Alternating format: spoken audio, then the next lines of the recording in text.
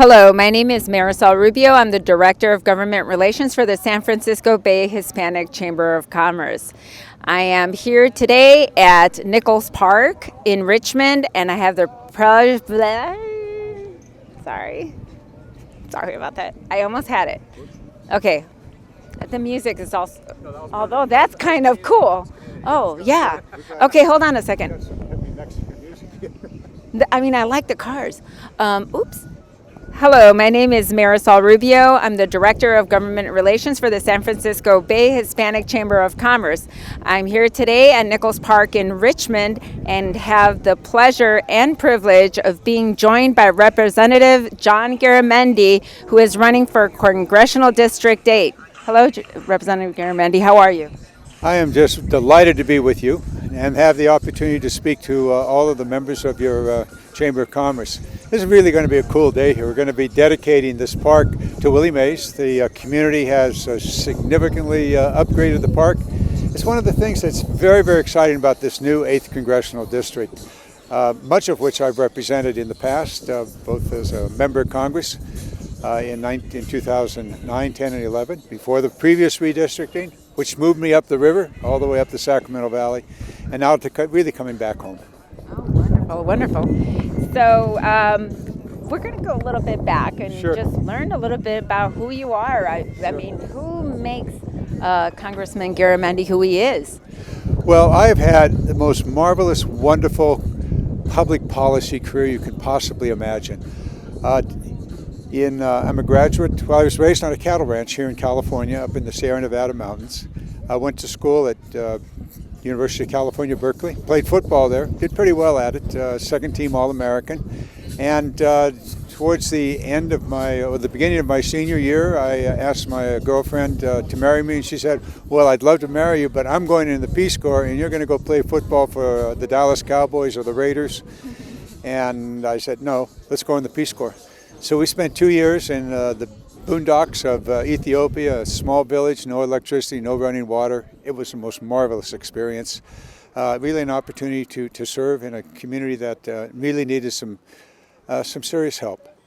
Came back, went to Harvard Business School, got an MBA, thought I'd do international banking, got so upset with the Vietnam War and Nixon that were going on at the time, decided I have to do something. So Patty and I got into politics, was elected to the California State Assembly, then the Senate, eventually statewide, elected insurance commissioner. Then went back, both Patty and I, to the Clinton administration. She was deputy director of the United States Peace Corps. So she was traveling all around the world, setting up Peace Corps programs and all of that. And I was the deputy secretary at the United States Department of Interior, all the national parks, Fish and Wildlife. Marvelous, wonderful job. Came back to California. My successor as insurance commissioner decided that he wanted to play footsie with the insurance companies. I had set up the best consumer protection agency in the nation during my tenure, 91 to 95. And so I said, this has got to be straightened out. Became insurance commissioner again, made it once again the best consumer protection agency in the nation, and then became lieutenant governor. And looked around and said, no, Jerry Brown's going to run for governor. So I decided to run for Congress, and that was 2009, and have just now 12 years in Congress. I love it. I love the work. We're talking about the most important policies of the world, climate change and military and security and all of the infrastructure issues. Absolutely, absolutely. And by the way, go Bears, fellow alum. Yes. Go Bears. Yeah. Forever hopeful. Yes, forever hopeful, that's for sure. And thank you for your service all these years as well. Wonderful. So we're going to dive in a little bit on the issues. As you know, in healthcare, the pandemic truly revealed the need for us to have truly full coverage, universal, form of universal health care to make sure that in a moment of crisis like the one we had, everyone is insured, everyone has access to quality, affordable, timely health care. What is your position in terms of, do you support universal health care? And if so, what are some of the ideas you have of how we can achieve that? I have always supported Medicare for all. Always been a question how to get there, Back in the late 70s and 80s, I was chairman of the California State Senate Health and Welfare Committee. And we were doing major healthcare reform at that time. In-home supportive services, dealing with clinics, the rural health clinics in California. My legislation way back then, they've morphed over the years to what are now known as federally qualified clinics. This nation really must have a universal, single-payer healthcare system, and that's Medicare. Right now, the governments, state and federal, have probably well over 60% of all of the insurance programs. You think about Medicare, Medi-Cal in California, women's health, children's health, veterans health, military. You add it all, so we basically have a healthcare system that is principally financed by government. The private sector is out there also, and there's holes in this system. And if we went for a Medicare for all, we'd have it. Back in 1991, I was insurance commissioner, and campaigned on a universal healthcare system, pulled together experts from around the nation, and we developed what was a single-payer, universal, competitive healthcare model, insurance model.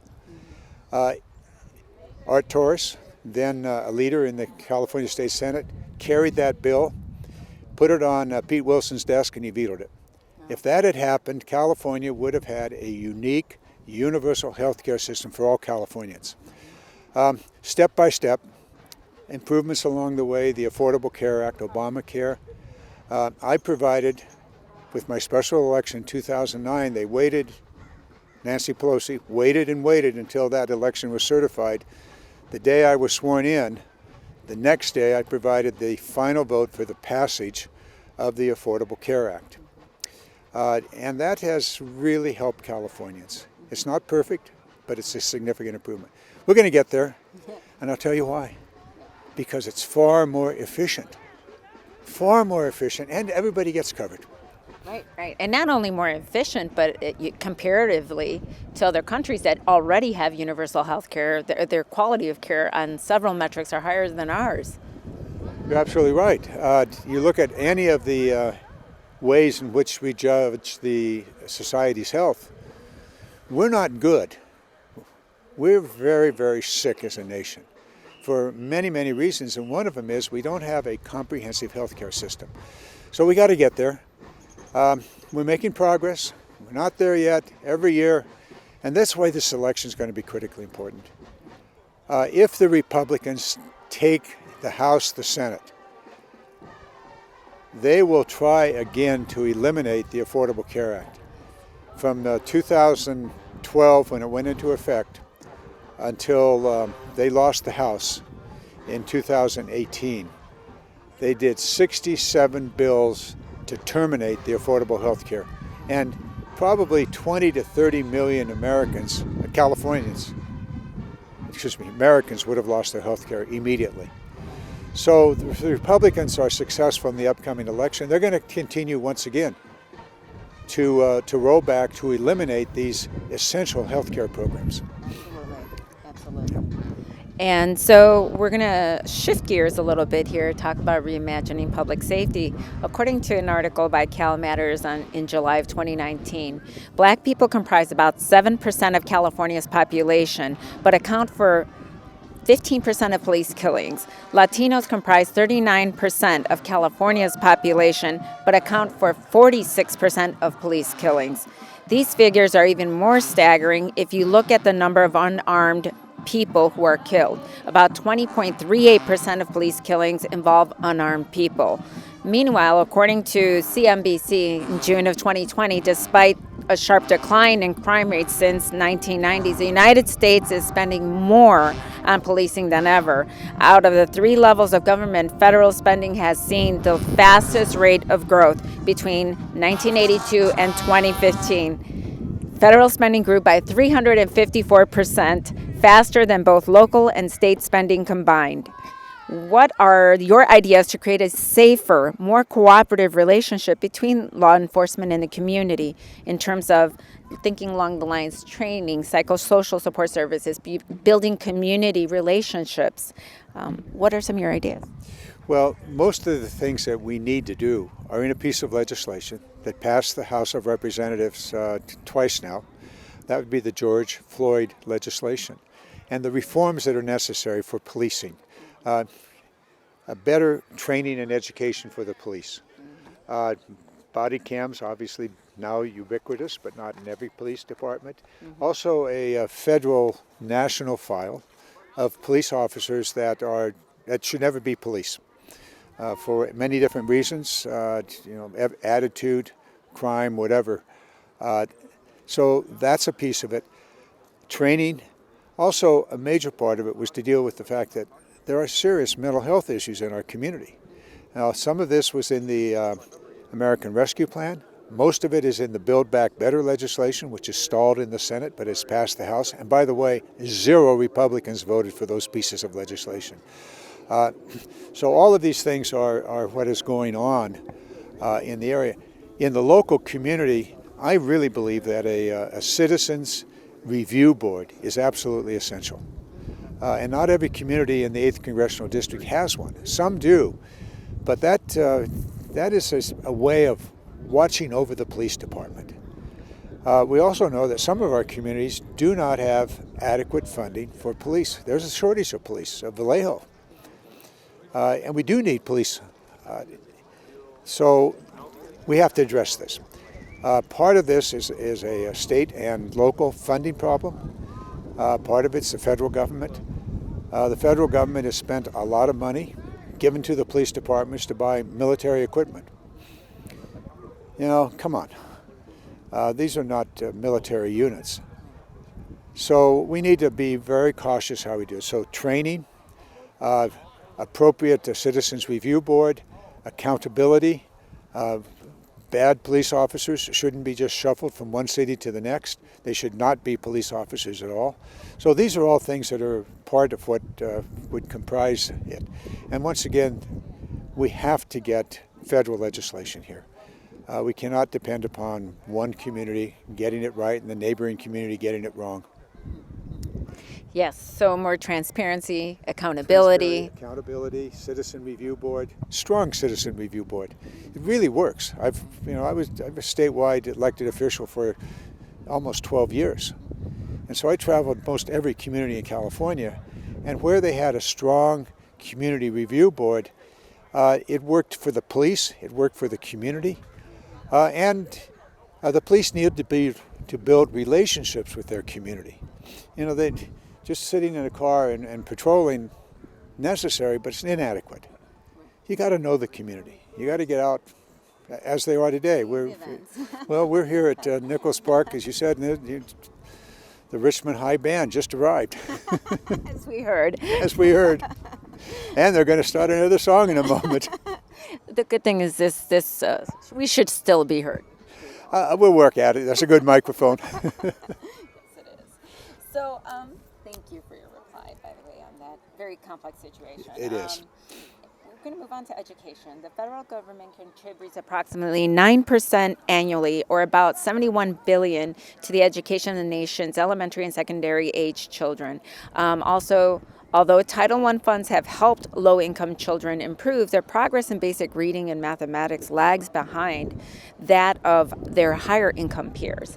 What can the federal government do to ensure that all children are getting a quality education pre-K through 12? Well, back in the Obama administration, they attempted to set national standards. And it was a good start. Didn't solve all the problems, but it was a good start. So national standards are important because then every school, every parent knows that there's a minimum level. The second piece is the federal government really has to step up on education. Way back in the mid-'80s, I had a special committee in the California State Legislature to look at California's future this century. And hired Stanford Research Institution to do the study, do an economic analysis. What are we going to do in the future? They started looking in the future and they said, wait a minute, how did California become such a great, successful state? So they looked back. What did California do? California did 5 things. The first was the best education system in the nation and in the world, and that was kindergarten right through 12th grade and then on to the universities and community colleges. We still have a great post-secondary education system. Cal, for example, go Bears. But the K through 12 is really in trouble. And so for the state and for the federal government, and my message to the state legislature and the governor is, you got $90 billion of surplus. Take $70 billion of that and put it into the schools now. We know the schools are inadequate. COVID proved that. Ventilation, access to the internet, on and on and on. Spend most of that money on education. For the federal government, I'm on the Armed Services Committee. It's over $800 billion a year. $800 billion. And we're building new nuclear weapons. We're building new bombers and rockets to deliver nuclear bombs. And I'm going, wait a minute. If we spent $10 billion a year on the education system, we could do it. Also, I'm looking at the Richmond Band over there, and they're playing. I was at that school about a month ago. They have 6 academies. They got a police, public safety academy, they got a medical academy, they got a machine. And I'm going, how those kids, how do they see their future? They don't. We're going to have a parade here. The fire department's going to come by with their fire truck. The lights are going to be flashing, the siren's going to be on, and there are going to be a dozen kids on the back of that. Every one of those kids is going to want to be a fireman. Every one of them. So what I want to do is to have the businesses in this area connect to the schools and take the kids, freshmen, go show them their stuff. Heavy equipment operators, they're more fun than a fire department to get on a big bulldozer. So that kids can see the future, see their future. We're looking at, so that has to be part of the education system. It's career technical, yes, we used to call it vocational. What's wrong with that? It's $50,000, $60,000, $70,000 a year as an apprentice. And we need it. Oh God, yes, we need it. Healthcare, we desperately need healthcare professionals at every level. From technicians, lab techs, radiology, and on and on and on. So education, and that's an investment. We did this $1.2 trillion physical infrastructure investment. Terrific. We'll build roads, we'll build high-speed internet and sanitation systems and water systems. We need that. But the most important infrastructure at all is the human infrastructure. And that's the Build Back Better legislation that's stuck in Congress. Again, not one Republican voted for that legislation. They're okay with concrete, but when it comes to people, no. We have to make that investment in the people, and that's education. Absolutely. At all levels. Absolutely, absolutely, completely. Couldn't agree more. Coming from my mother was a teacher for 30 years, so I completely understand the value of an education and agree.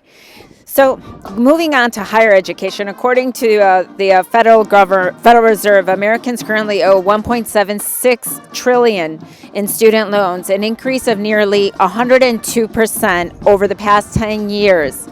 Part of the reason for the steep amount of debt is the rising cost of college. According to the U.S. Bureau of Labor and Statistics, the Consumer Price Index for college tuition and fees increased by 63% over 10 years, while the cost of all other items increased by just 21%. In light of these observations, should student loan debt be forgiven? If so, for whom and how? The answer is yes, and for whom? I think we need to be selective here. There are many different results from education. And certainly some people graduating are going to go into what we just talked about, medical technicians, making maybe $30,000 to $50,000 a year. Some are going to graduate and they're going to make $150,000 a year. So we need to really be focused here. In addition to the forgiveness of student loans, there's another program that needs to be expanded, and that is working in programs, for example, in a clinic, a low-income clinic here in Richmond. You work there, and every year your student loan, a percentage of it is forgiven. Probably in 5 years of working there as a technician in that clinic, your loans are paid off. So there are different ways we can do this. I've also carried legislation for the last 6 years now, still looking to get it passed, and that is, why does a student pay 6, 7, 8% interest to the federal government when the federal government's borrowing money at 2%? The federal government's making $500 million a year on interest payments by students. And I'm going, if you can refinance your home at a lower interest cost, be able to refinance your debt at a lower interest cost. Doesn't wipe out the debt, but it surely reduces the overall amount of money that a student has to pay on that debt. And it amounts to several $100s a year. And that allows you to pay the debt down faster. So yes, forgiveness. We need to be wise about who and how. Working off that student loan by working in certain areas. I see some police officers going by here, some fire. There are many different ways to do it. Peace Corps, for example. In fact, we're carrying a bill on this to expand the ability of Peace Corps volunteers to have their student loans paid off by their 2 or 3 years of service in the Peace Corps. Other kinds of programs, the community service programs that are run by the state. Wonderful. So looking at the other side of the coin, about preventing such high debt, how can we make higher education more affordable and accessible to, especially to non-traditional students, single parents, students with disabilities, low resource, low income students? Not every student gets a scholarship, and scholarships often have requirements that are challenging for non-traditional students to uphold, such as attending full-time course load. Well, I was lieutenant governor. Lieutenant governor is automatically a regent of the University of California and a trustee of the state university system and engaged in the community college system. This issue of the extraordinary increase in the cost of education was one that I simply was in a rage about at that time, and remain very unhappy with what the university is doing. And as a regent, we put together student demonstrations. We had 5,000 to 6,000 students from all across the state at the state capitol demanding that there be no tuition increases. And for 2 of my 4 years as a regent, there were no increases. What the university and the state college, the University of California more so, discovered they can continue to charge more and more because the students can take out a loan. Well, that brings us back to the student loan problem. And so I said, time out. This isn't necessary. It's complex. There are a lot of factors involved in it. But the university needed to simply slow down and stop. And as you said in your statistics, several times the rate of inflation. So what's going on here? It doesn't have to be today. Now, a student, I see a lot of students, high school students. They said, can you write a letter for me to go to the university? Well, I don't do that. But I said, let me give you some advice. The community college system, many of them are directly connected to the university. One of the UC campuses or one of the state university campuses, it is cheaper, and in many cases the first and second year is better than at the 4-year college. Smaller classes, the information, the pedagogical is as good, and you can stay home. Now, you may not want to, your parents may not want you at home, but you could, and it's cheaper. In fact, I was at the community college here in Richmond 2 weeks ago, and we were talking to a round table of students, and we were talking about that. And every single one of them, either 1 year or 2 years at that, and then they're going to go into the upper division at UC Berkeley or the State College. Wow, thank you. So it's a way of doing it. It is one way. Keep the cost down, and in many cases, for many students, it's better. Yeah. For a variety of reasons, maturity or immaturity, cost. And not every parent wants you to stick around, but many parents do. And so it works. Great. Well, thank you. And so I'm going to I hear we're short on time, so I'm going to try to hurry up through these. But just getting to zero emissions by 2030 is a very ambitious goal, and as you know, there's a lot of stakeholders on this issue. What are some of the ideas that you have about how we can realistically achieve this in a timely manner? Because obviously, waiting or postponing it is really not an option for us. We're out of time. We really are out of time. I started my journey on this in 1978 with the very first law in the nation for a tax credit for solar, wind, and energy conservation. Putting insulation in your ceiling. The wind turbines in California started as a result of that. And over the years, as Deputy Secretary to the Department of Interior, I was tasked by President Clinton, together with 5 other deputies, to design the American program for the Kyoto Climate Conference in 1998. And we studied what would happen. And everything we predicted has happened. We predicted less snowfall in the Sierra Nevada mountains, more droughts. We predicted the hurricane that wiped out New Orleans. In fact, after we did this, Al Gore said, "John, go down to New Orleans, talk to the city, talk to the newspapers, talk to everybody down there and tell them, you're in danger."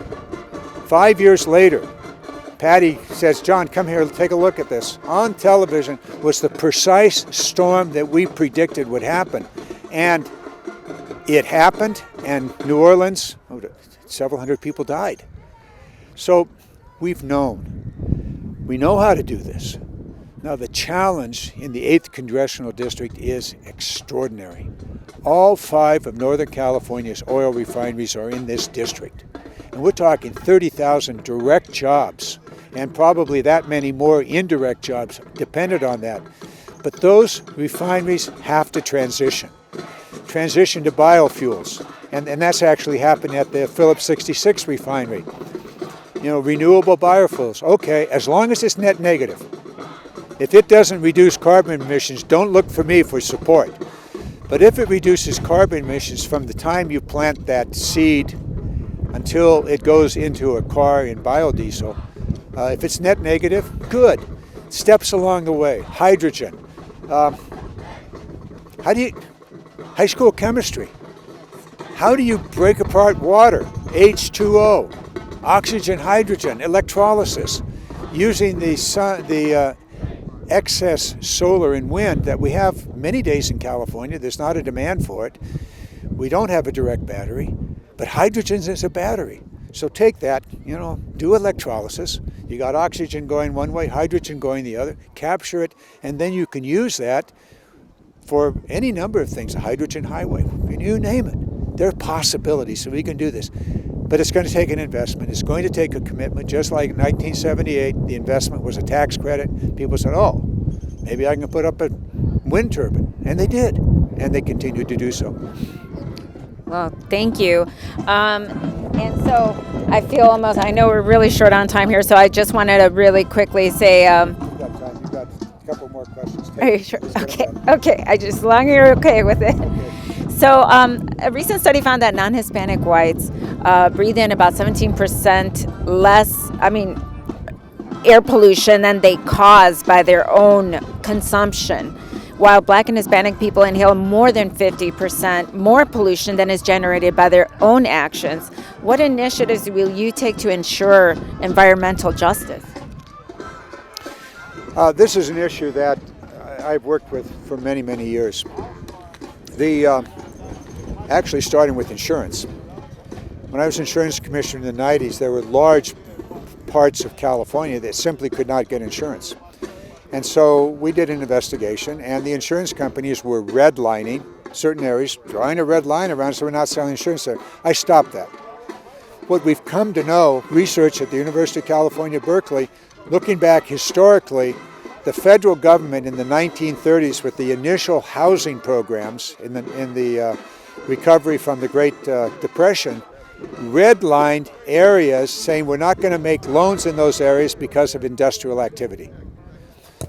Alameda, Contra Costa, the refineries, the industrial areas, all redlined. That continues to this day. Those areas where you are citing those statistics are the areas that were redlined way back when. Now, there's a problem of access to loans, to insurance. All of that is an economic problem.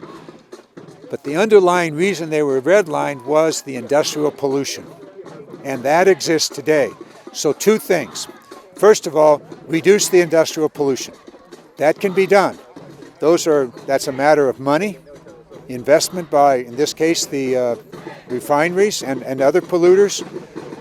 Put in the systems, put the scrubbers in, reduce the industrial pollution. Secondly, you have to enforce. You've got to have very strict, very stringent, and very expensive enforcement. You, the refineries, if you are continuing to put into the atmosphere toxics, then you're going to get whacked. And it's not going to be cheap. And you're going to squeal and you're going to say, we're going to leave. And maybe you will, but you're not going to continue to contaminate the community. And then through time, and this has to be done very steady and quickly, we have to move away from the kind of pollution that these oil refineries create. And that is different energy sources. Now, will the industrial activity remain? Yes, but it will be different. We know today, and this is a project I'm working on, is to create what I call the Interstate 80 from the Bay Bridge all the way to Sacramento, the Agriculture, Biological Research and Manufacturing Center of the world. The great universities, Berkeley and Davis, are doing research on agriculture and biology, and we're creating already in this area synthetic biology. In Vacaville, on Interstate 80, is the largest biopharmaceutical manufacturing facility in the world. Nothing like it anywhere in the world. It's Genentech's facility in Vacaville. And around that, we're now having new biopharmaceutical companies and biomaterial companies going. In Alameda, there's about a couple of dozen startup companies. And we can do this. And the manufacturing of the synthetic materials that come from biology, it's algae. You're growing algae, and you can tweak the algae to make rayon, nylon, plastics, or fuel for airplanes. The way it's built and made is the facility is very similar to a brewery. Microbreweries. Okay, we got a big brewery. Many of these refineries 10 years from now will be producing synthetic biology products using much of the equipment that's already on the refineries, and most importantly, the skills of the men and women that work there. The plumbers, the pipe fitters, all of those skill sets. So we're looking at the future here. Can we create the future in this district? Absolutely. There's no other place in the entire world that has two of the premier research universities in the world on either end of Interstate 80. Right. It's a great opportunity to lead. It is. And right here in Richmond, not very far from where we are, the University of California has a field station. There's a 100,000 square foot facility there that the Environmental Protection Agency used as a laboratory. They're moving out. We're going to repurpose that into what's known as a contract manufacturing operation, in which these startup synthetic biology, fuel, material companies and pharmaceutical companies can scale up so they actually have a product that they can take to market. When they meet that, then they can go and build a factory on any one of these refinery sites. It's possible. Back in the 1970s, the farm workers, I represented San Joaquin County, which was the heart of the farm worker battles. It was bloody and deadly. People were dying. And I'll never forget that the farm workers had their chant. It was, "Si se puede." And that's my chant. Yes, we can. Si se puede. Yes, we can. We can do these things. Yes, we can, and it's an investment. It's definitely an investment. It's going back to when you were talking about, when we talk about making the intentional effort investment in schools or in the environment or whatever. A lot of these issues are so important. It's there, and we're a wealthy nation, and I sometimes come home from a classified hearing back in Washington with the military, and Patty will look at me and said, "You've been discussing nuclear weapons." Yeah. We're going to spend $1,500,000,000 on rebuilding our entire nuclear weapon system, all of the delivery systems, and it is far more dangerous than anything we saw in the Cold War, because we're dependent on satellites, all of which are vulnerable. We have delivery systems that are purposely designed not to be observed, and we have weapons that are guaranteed to go off, safe, secure, reliable. And we're spending $1 trillion in the next 20 years on this. And I'm going, what if we spent a tenth of that, $100 billion, on education, on research? So anyway, that's my work. Absolutely. Very challenging, I'm sure. To say that's an understatement. So when we talk about, so what's the war in Ukraine, what kind of, and other similar events throughout the world that are happening right now, what kind of impact do you think from a macroeconomic level that's having here locally when we talk about, for example, our gas prices and just inflation in general? Well, wars are deadly and economically destructive and socially destructive. The Ukraine war is the most recent example. And it's absolutely certain that a significant part of the gasoline cost increase is a result of that war. The Russian oil is off the market, or it's displaced, where it once went, it is not now going. And so that has created a significant piece of that increase. There are other factors involved, and that is the economy has roared back to life. You know, we may think that it's slow, but there are twice the number of job openings as there are people willing to take the jobs. So the economy was stopped, and suddenly it's going 100 miles an hour. That's inflationary. So that's a factor. And the third factor is that the petroleum industry is price gouging. There ought to be a law, and in fact we passed one this week, this being Saturday. We passed it this week, 4 days ago. Not one Republican voted for that. It was a mechanism for the federal government to investigate and to call out petroleum companies that are price gouging. And that's everything from the retail to the pump. A lot of people say, well, the Biden administration is not allowing the petroleum companies to drill for oil in America. That's not true. The petroleum companies are not drilling because they don't want to invest in drilling. What they're investing in is stock buybacks, which is great for the owners of the stock and for the executives. They're making a pile of money, but we're paying for it. So it's complex. That's one piece of the inflation. The other is that the success of the American Rescue Plan and the other two bills that followed on put a lot of money in people's pockets. Things were shut down. People had cash in their pockets. They went out and spending. And the economy wasn't producing the goods. The factories haven't started up. International trade was congested. So all of those factors held down the supply. Restaurants, people had money, but the restaurants weren't open yet. And so you had a combination of issues that came together to create the current inflation. How long will it last? For a while. And we'll work our way through it.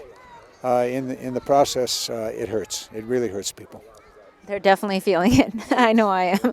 So in that same vein, and looking at the other side of the coin, I guess, from the consumer end, what are your thoughts about raising the federal minimum wage? And absolutely, federal minimum wage has to be raised. California has raised it. It's $15 now. It's going to bump up every year for the next, I think, 5 years. That's a good law. Should be done. Should be done nationally. In many places, it's $6, $7 an hour. Come on, give me a break. So it has to be done. Again, I'm going to be very clear about this. I've whacked the Republicans. I'm going to whack them again. We have passed from the House of Representatives repeatedly an increase in the minimum wage over the last 5 years. Not one Republican has ever voted for that increase in minimum wage. And so, they want to say they're all concerned about children. Well, really? Come on. How are parents going to take care of the children? Right. It's very. So, what we're going to close out. What will be your top 3 issues that you will take on in your first year in your reelection? I have been accused of taking on too many issues. I find it exciting. I have a very heavy responsibility in the military. I'm responsible for every ship, every plane that is maintained, 1,100 military facilities around the world, more than $350 billion of your tax money that it be spent wisely. And so that's going to require a lot of work. And I'm forcing the military to go green. I'm forcing them to reduce their energy consumption.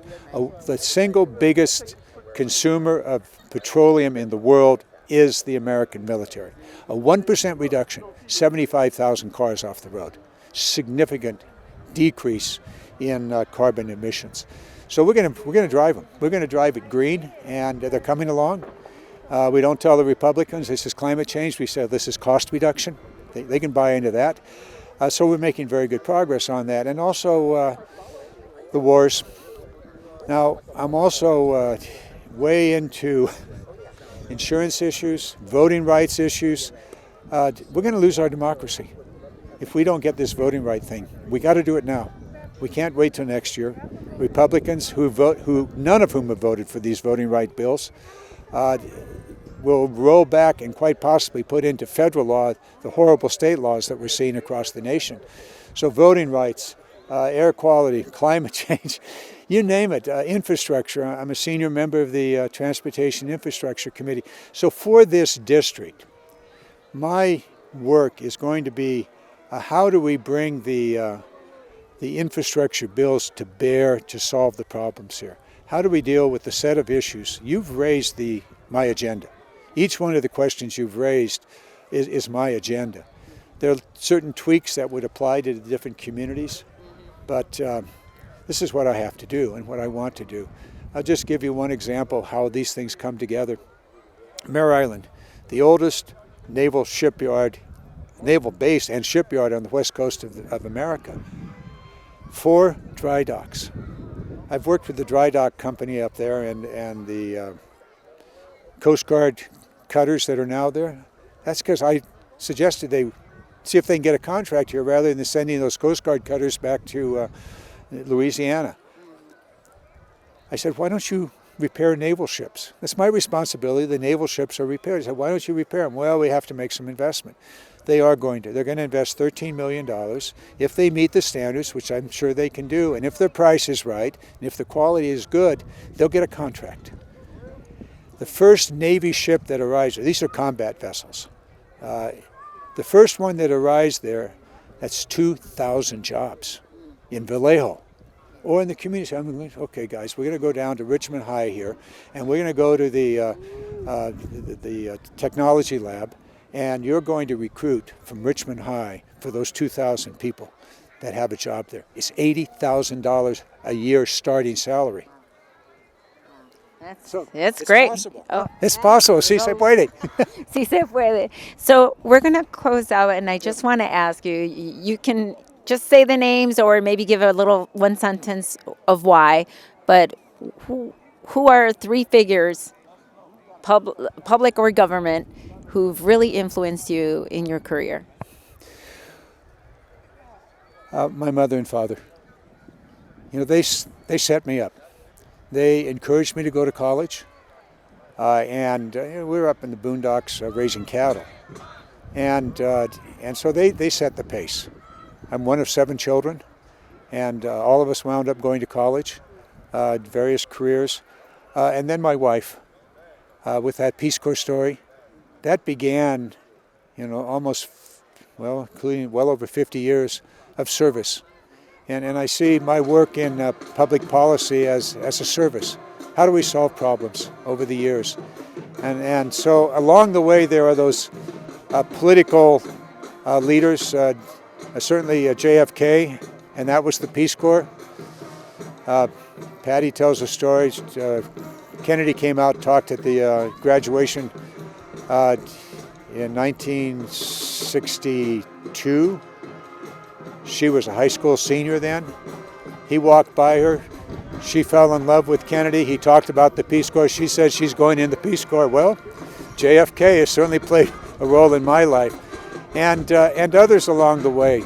Some obscure members of the California legislature.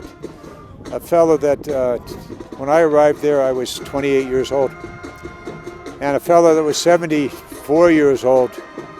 He said, "Come and sit down, I want to talk to you." And he mentored me.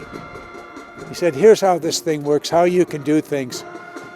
And over the years, I said, I want to be a mentor, and I think I have.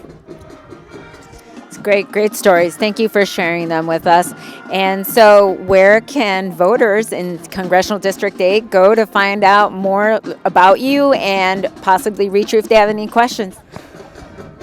Google up Garamendi.org. That's our basic website. We have information there. We do all the things that are out there, all the social media stuff, things of that kind. We're doing all the mailers that are traditional. I've noticed we got our lawn signs are coming up, so all of those things.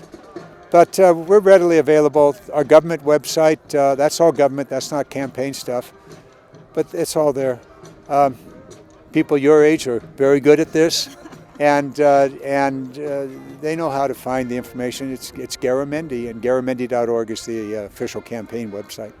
Wonderful. Thank you so much, Congressman Garamendi, for joining us today. It's been a pleasure speaking with you. Pleasure's mine. Thank you. Thank you. And there you have it. Thank you so much, everyone, for joining us today. Until next time.